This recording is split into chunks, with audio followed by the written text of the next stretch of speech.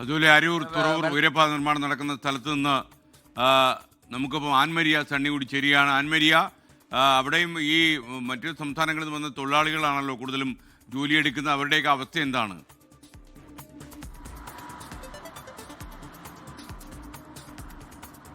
തീർച്ചയായിട്ടും നമ്മളിപ്പോൾ നിൽക്കുന്നത് അരൂർ തുറവൂർ ഉയരപ്പാത നിർമ്മാണം നടക്കുന്ന ആ മേഖലകളിലാണ്. ഇതിൽ ഇപ്പോൾ ഇവർ പണിക്ക് പോകാൻ വേണ്ടിയിട്ടെല്ലാം തയ്യാറെടുക്കുകയാണ്. 9 മണി മുതലാണ് ഇവർക്ക് ജോലി തുടങ്ങുന്നത്. അതിനുശേഷം ഉച്ചയോടുകൂടി വെയിൽ അതിശക്തമാകുന്ന ഒരു സാഹചര്യത്തിൽ ആ ഒരു സമയത്ത് ജോലി താൽക്കാലികമായിട്ടൊന്ന് നിർത്തിവെക്കും. പിന്നീട് വൈകുന്നേരമായിരിക്കും തുടർ ജോലികൾ ഉണ്ടാവുക എന്നാണ് വന്നപ്പോൾ നമ്മൾ ഇവരോടൊക്കെ സംസാരിച്ചിരുന്നു.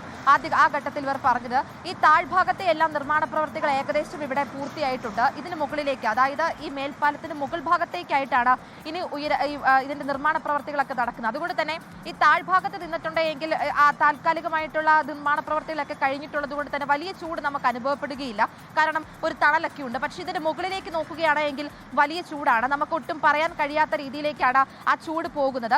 അതുകൊണ്ട് തന്നെ ഇവിടെയുള്ള ആളുകൾ ആ വെയിലെല്ലാം സഹിച്ചുകൊണ്ടാണ് നിൽക്കുന്നത്. ഇന്നലെ സംബന്ധിച്ച് നോക്കുകയാണെങ്കിൽ ഇന്ന് എറണാകുളം ജില്ലയിൽ ചെറിയ രീതിയിലുള്ള മഴയൊക്കെ പെയ്തിട്ടുണ്ടായിരുന്നു. അത് വലിയ നാശനഷ്ടമൊക്കെ വരുത്തിയിട്ടുണ്ടായിരുന്നെങ്കിലും ചൂടിന് ഒരു ചെറിയ ആശ്വാസം ഉണ്ടായിരുന്നു.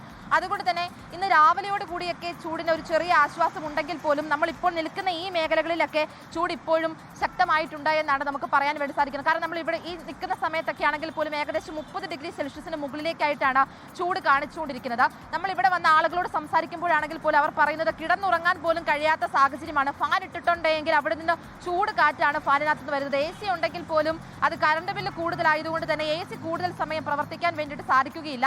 അതുകൊണ്ട് ഫാനിനെയാണ് അവർ ആശ്രയിക്കുന്നത് എന്ന് പറയുന്നു. അതുകൊണ്ട് തന്നെ ഈ ഫാൻ ഇടുന്ന ഒരു സാഹചര്യത്തിൽ അതിനകത്തുനിന്ന് ചൂട് കാറ്റ് വരുന്നു. കുളിച്ചിട്ട് കിടന്നിട്ടുണ്ടെങ്കിൽ ഒരു 10 മിനിറ്റ് സമയം കഴിഞ്ഞിട്ടുണ്ടെങ്കിൽ വിയർത്തൊലിക്കുന്ന ഒരു സാഹചര്യമാണ് എന്ന് പറയുന്നത്. ഇവരുടെ മാത്രം പ്രശ്നമല്ല, നമ്മുടെ എല്ലാവരും അനുഭവിക്കുന്ന ഒരു ബുദ്ധിമുട്ടാണ്. അതുകൊണ്ട് തന്നെ രാവിലെ പുറത്തേക്ക് ഇറങ്ങുന്ന ഒരു സമയത്ത് ജനലെല്ലാം തുറന്നിട്ട് ആണ് വെളിയിലേക്ക് ഇറങ്ങുന്നത്. അങ്ങനെ ജനലെല്ലാം തുറന്നിട്ട് കഴിയുമ്പോൾ ഈ തണുപ്പ് തേടി വരുന്ന ഇഴജന്തുക്കൾ റൂമിലേക്ക് കയറി ചെല്ലുന്ന അവസ്ഥ, അങ്ങനെ ഒരു അപകടം അതിനകത്ത് ഒളിച്ചിരിക്കുന്നു. അങ്ങനെ മൊത്തത്തിൽ നോക്കുകയാണെങ്കിൽ ചൂടിനെ ഭയന്നുകൊണ്ട് ഒന്നും ചെയ്യാൻ കഴിയാത്തൊരു സാഹചര്യത്തിലേക്ക് സ്ഥിതിഗതികൾ മാറിക്കൊണ്ടിരിക്കുകയാണ്.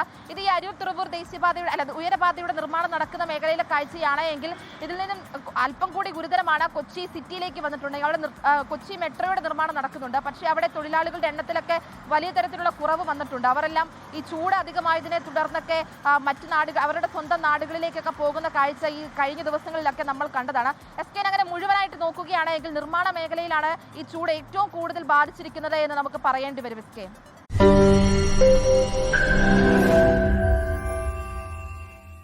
ലോകത്തെവിടെയായാലും ഏത് സമയത്തും 24 വാർത്തകളും ഓഗ്മെന്റഡ് റിയാലിറ്റി പാക്കേജുകളും എക്സ്പ്ലെയിനറുകളും വിശദമായി കാണാൻ ഞങ്ങളുടെ YouTube ചാനൽ നിങ്ങൾക്ക് സബ്സ്ക്രൈബ് ചെയ്യാം.